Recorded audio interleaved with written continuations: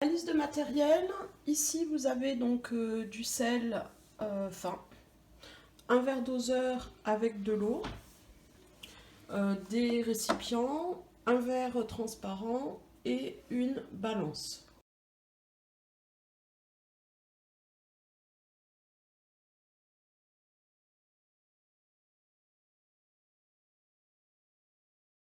L'idéal, je voulais prendre 100 ml d'eau. Je rappelle que 100 ml en centilitres, ça fait 10 centilitres. Or moi, mon verre doseur, ça commence à 25.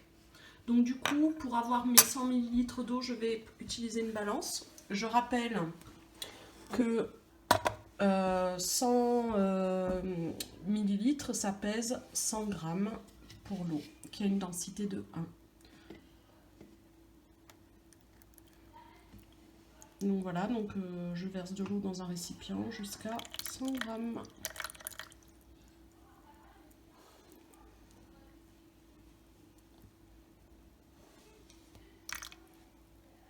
Voilà, 100 grammes. Donc on va préparer 40 grammes de sel.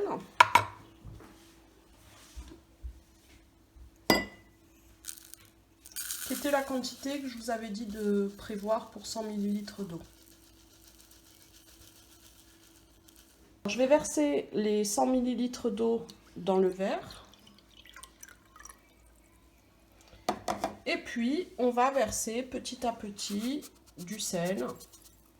Alors, j'y vais directement comme ça. Et puis, on mélange. Et on observe ce qui se passe. La première observation, c'est que le sel se dissout. Alors, le sel qui se dissout, je vous avais expliqué que le sel de cuisine, c'était du chlorure de sodium sous forme solide. Et quand on le met dans l'eau, il va se dissoudre sous forme d'ions Na+ et Cl-.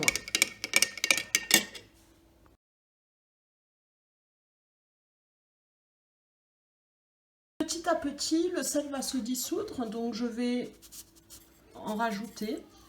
Et à chaque fois, je vais mélanger jusqu'à dissolution complète de mon sel.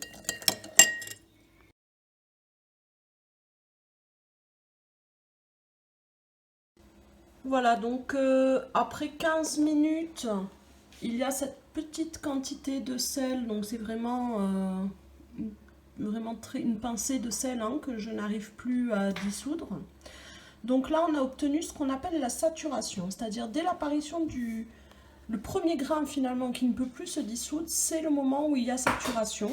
Et donc maintenant, il va falloir que je calcule combien de masse de sel j'ai introduit dans mes 100 ml d'eau.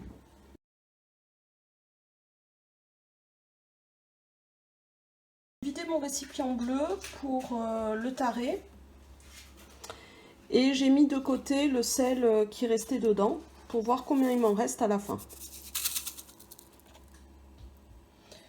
Donc j'ai 5 grammes, 6 grammes.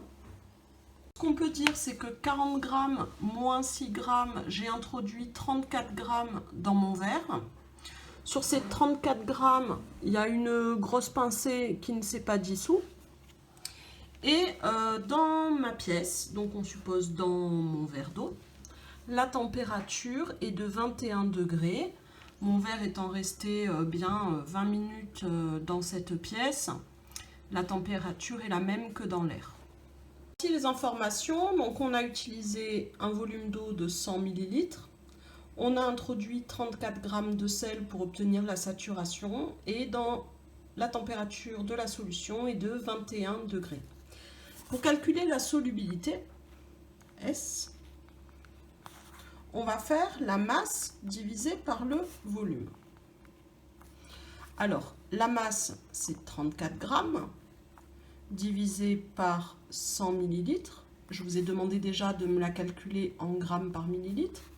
Donc, ça fait 0,34 grammes par millilitre. Ensuite, on va convertir 0,34 grammes par millilitre en grammes par litre, ce qui fait que je vais multiplier 0,34 par 1000 et on obtient 300 40 grammes par litre. Donc la solubilité du chlorure de sodium, NaCl, le sel de cuisine, on peut dire qu'elle est de 340 grammes par litre. Et on peut aussi la mettre en mol par litre. Alors en fait, la solubilité, c'est une concentration qui peut s'exprimer dans les deux unités, en grammes par litre ou en mol par litre. Alors je vous avais donné la masse molaire.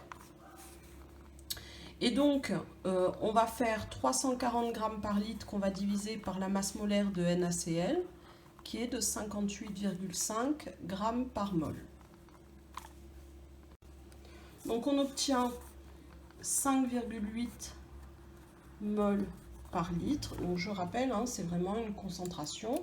Qu'on dise 340 grammes par litre ou 5,8 mol par litre, c'est exactement la même chose, même si souvent 340 grammes par litre a plus de sens. Je place ensuite mon verre, qui est donc à saturation, dans mon frigo pour quelques heures.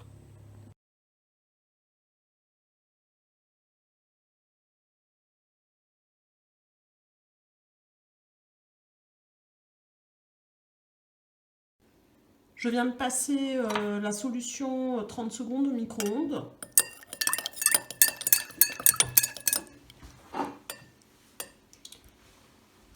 Et le sel est en train à nouveau de se dissoudre.